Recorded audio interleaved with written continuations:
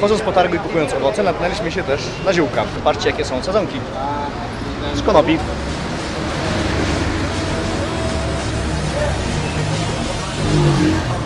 Legalne do kupienia.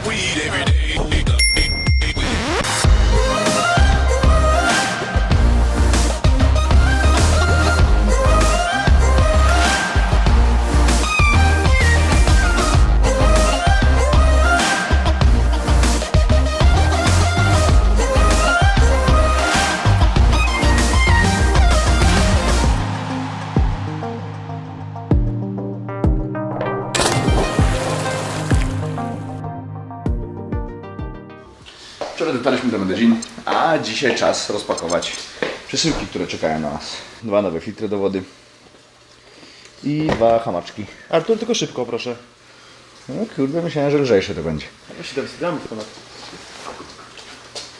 700 gram, proszę bardzo. A tutaj jest coś jeszcze.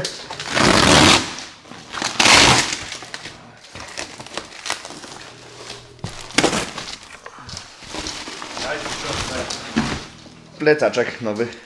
O, zajebisty kolor, stary.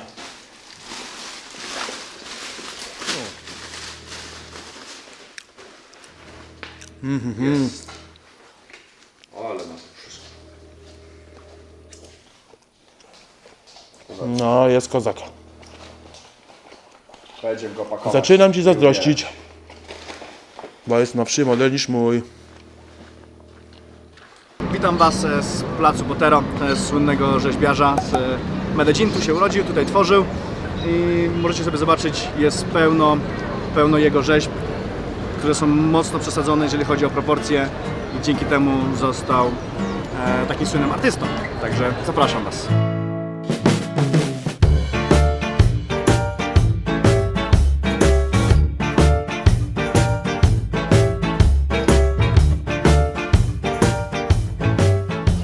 Tak to wygląda. Czy to jest ładne? No, nie mnie oceniać gustów innych ludzi. Na pewno jest to ciekawe do zobaczenia. Także Plaza Botero jest to obowiązkowy punkt w Medellin. Zachęcam Was do odwiedzenia tego miasta, bo jest naprawdę fajne. Zresztą widoczki też są całkiem sympatyczne. Wsiadam w wagon, żeby zobaczyć miasto z góry. Trochę popadało, więc jest też trochę chmur. Wcześniej była ładna pogoda, no ale jak wiadomo, wszystko się zmienia. Dlatego zapraszam Was na przejażdżkę Metro Kable.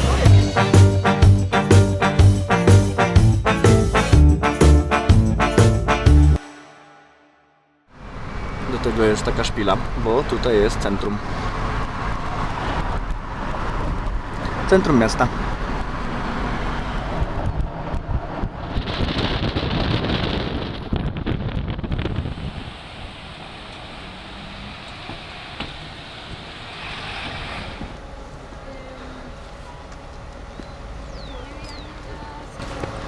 Będziemy wychodzić na taki kamyczek. Trochę schodów jest po drodze. Kamień, najlepszy widok na świecie. To się okaże. Udało się wyjść do góry.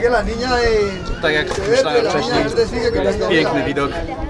Te jeziorka wszystkie za mną, te rzeczki, które możecie zobaczyć, to są zalane sztucznie przez człowieka, ale tworzy to bardzo piękny krajobraz, dlatego jest taki niespotykany. A jest to na wysokości 2117 metrów, bo taka wysokość jest na szczycie kamienia, który się nazywa Piedra de Piñol. Trochę się zmęczyłem, bo mieliśmy wykonać 625 schodów, ale powiem Wam, że warto. No nie warto trochę płacić wysokie ceny za wejście, ale zdecydowaliśmy się, że jednak jak tu jesteśmy, to chcemy zobaczyć to z odpowiedniej perspektywy, także $7 zapłaciliśmy za wejście i jesteśmy. A sam kamień ma 66 milionów ton, także wyobraźcie sobie.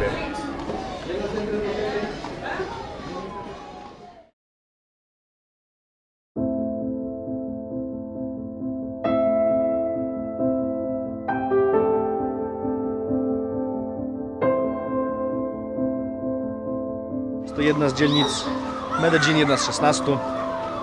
Historia tutaj jest dość smutna, bo dość dużo było walk. Rząd chciał usunąć przemoc z tej dzielnicy, a tak naprawdę to chciał usunąć chyba wszystkich ludzi.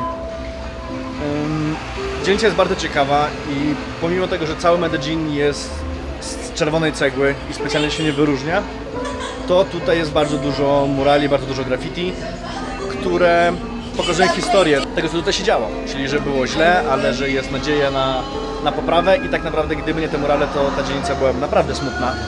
A sama historia prezentuje się tak, że ludzie przyjeżdżali tutaj z innych miast, w zasadzie z wiosek, z okazją, szukając okazji, żeby zarobić, żeby znaleźć jakąś pracę, ale przyjeżdżali tutaj, nie mieli ani znajomych, nie mieli rodziny, dlatego przyjeżdżali akurat do tej dzielnicy, bo tutaj można było budować bez pozwolenia rządu i budowali domy i rząd w pewnym momencie powiedział, że tak nie będzie, wysłał policję do tego, aby te domy zburzyć i zburzyli raz. Ludzie powiedzieli, że no dobra, ale musimy gdzieś mieszkać, odbudowali jeszcze raz, policja jeszcze raz zburzyła, oni jeszcze raz odbudowali, no i tak się zaczęła tak naprawdę ta taka lokalna domowa wojna. W pewnym momencie burmistrz stwierdził, że trzeba to ukrócić całkowicie i wysłał tutaj wojsko, gdzie no, sporo niewinnych ludzi też poniosło straty. Dużo rodzin straciło członków rodziny, a w końcu udało się jakoś to unormować i dzisiaj jest to dość bezpieczna dzielnica i dlatego możemy ją podziwiać.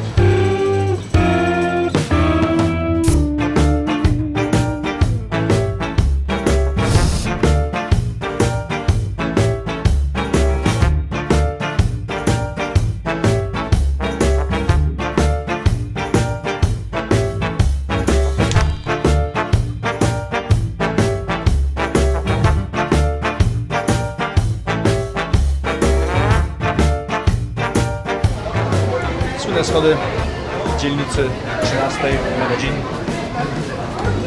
tak zwane escaleras.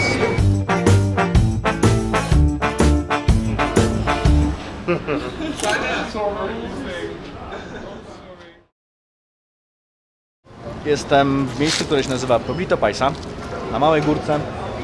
Takie małe miasteczko, które zostało specjalnie wybudowane, żeby można było sobie zobaczyć, jak wygląda typowe miasto w tej części Kolumbii. Mamy tutaj sklepik, restaurację, jest też kościół razem z domem księdza, z plebanią, dom burmistrza. Więc tak naprawdę jak przyjedziecie do miasta, to możecie zobaczyć sobie, jak wygląda takie miasteczko typowe i nie musicie w zasadzie jego już odwiedzać, chociaż polecam. Bo no, wygląda to troszkę inaczej, w sensie tu jest bardzo turystycznie.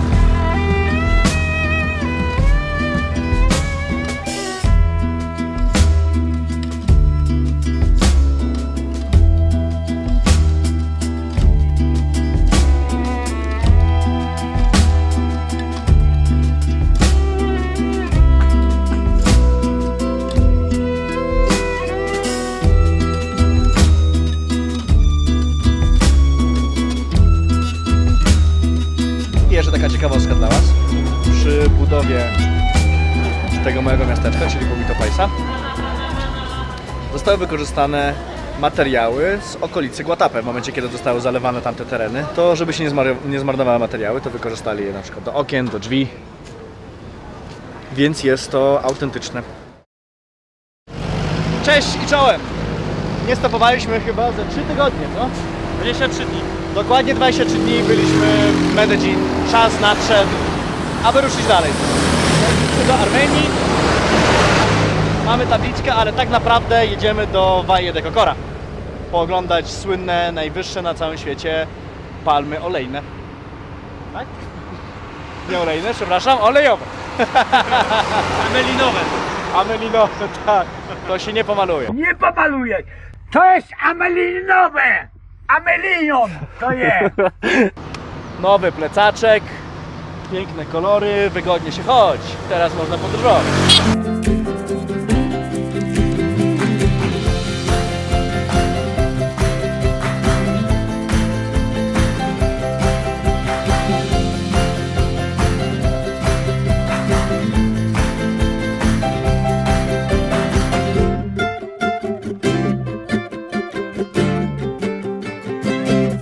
Udało nam się dotrzeć do Valle de Cocora. Było ciężko wczoraj, zajęło nam to prawie 11 godzin, a było do pokonania raptem 230 km.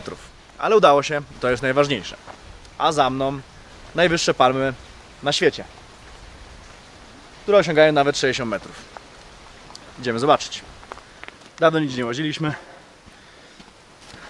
3 tygodnie odpoczywaliśmy, nazwijmy to tak. No i powiem wam, że na kondycji się odbija. Chyba u ciebie. Ale widoczki są przepiękne. I bardzo się cieszę, że tu jestem. Każdemu z was bardzo serdecznie polecam.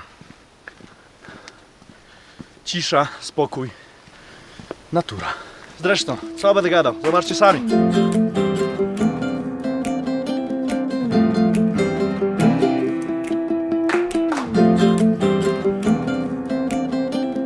Mamy też towarzysza podróży. Siaczka. Misiaczka.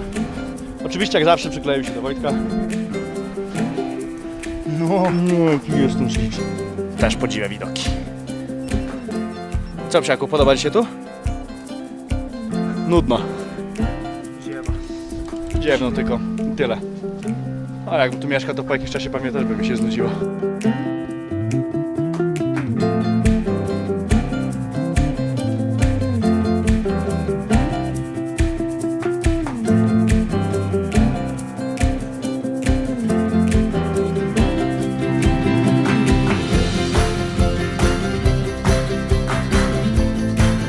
Się nie poślizgnął tam.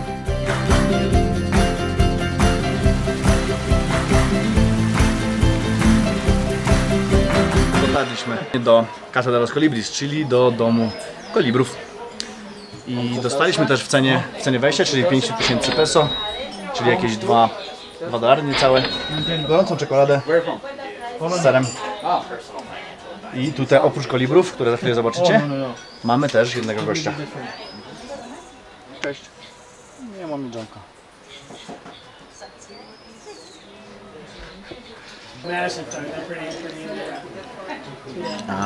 I to nie jest jakaś tam z proszku, tylko rzeczywiście czekolada. Polecam.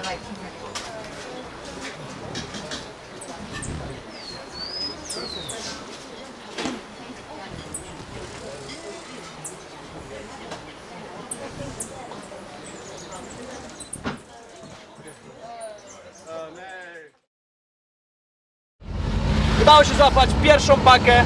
Pierwszą? Z Kolumbii? O, panie, nie pamiętam. Kurde, no właśnie, po tych 3 tygodniach magazynu to już nie wiemy, czy to jest pierwsza w Kolumbii, czy nie jest pierwsza w Kolumbii, ale faktem udało się złapać pakę. Więc jedziemy. Jak dobrze pójdzie, to w ogóle dzisiaj się dotrzemy do granicy, także trzymajcie kciuki za nas i do przodu.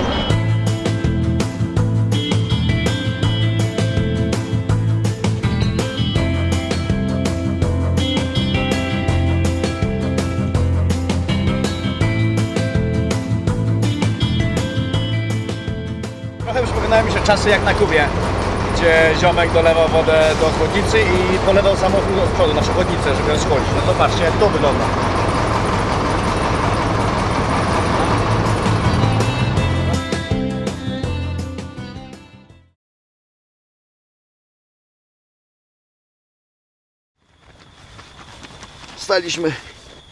Spaliśmy w polu, po tak o krzakach prawie.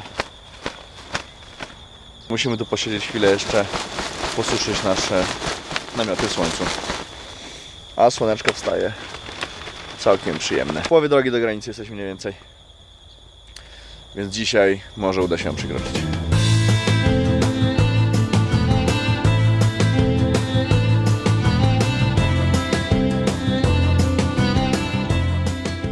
Wysiedliśmy sobie na bramkę przed miejscowością Pasto. Bardzo słaby dzień dzisiaj, przez ile? 5 godzin ponad łapaliśmy bez skutku całkowicie, dotrzymał się ziomek, który trochę przysypiał po drodze, ale namówiliśmy go, żeby się zamienić, więc chwilę jechał Wojtek, chwilę jechałem ja. Dotarliśmy, jest godzina po 8. Będziemy próbować coś łapać, a jak nie, no to będziemy szukać gdzieś koło tamtego domku jakiś nocleg może. Zobaczymy. Życzcie nam szczęścia, bo do granicy zostało nam niewiele. Stóweczka, dokładnie tak. Dzień doberek. Kolejny nocleg, kolejny dzień, kolejny poranek. Tutaj mamy brameczki obok zaraz, także zbieramy się z Wojtusiem i idziemy łapać. Pięknie jest się wyspać, godzina koło 7. Nie jest zbyt ciepło, także fajnie. Słoneczko nas nie obudziło, mogliśmy się obudzić sami. I to w podróży jest najfajniejsze, kiedy wstajesz sam, a nie wtedy, że musisz wstać. No i tym miłym akcentem kończę i zbieramy się dalej. Nie uwierzycie, w końcu po 2,5 dnia podróży udało się dotrzeć do granicy z Ekwadorem. Ale swoje trzeba wystać, bo no, nie tylko my chcemy opuścić ten kraj. No i stoimy tu już 40 minut jakoś mniej więcej. Ale cieszę się, bo w końcu udaje się opuścić ten kraj, gdzie autostop jest całkowicie beznadziejny i po prostu tyle czasu, co my się wystaliśmy tutaj, to połowa podróży prawie.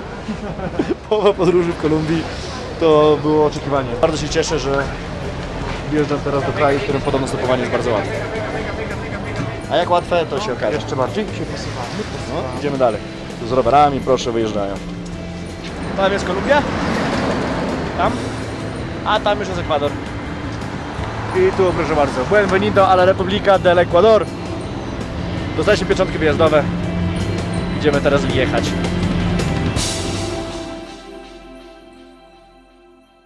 Hej, ten odcinek już dobiegł końca. Dziękuję Ci, że go obejrzałeś. Mam nadzieję, że Ci się podobał, a jeżeli tak, daj mi znać, zostawiając łapkę w górę, pisząc w komentarzu, ewentualnie jakie masz pytanie, również możesz tam zamieścić. Pamiętaj też, aby podzielić się tym filmem ze znajomymi. Im również może się spodobać. A jeżeli jeszcze tego nie robisz, nade mną jest przycisk, aby subskrybować kanał. Do zobaczenia w podróży. Tak jest, także do zobaczenia w innym kraju już, mam nadzieję, bo w Kolumbii to jest po prostu taka masakra. Że płakać prawie chcę, Jezus Maria, 5 godzin, rozumiecie to? To już w Meksyku było lepiej.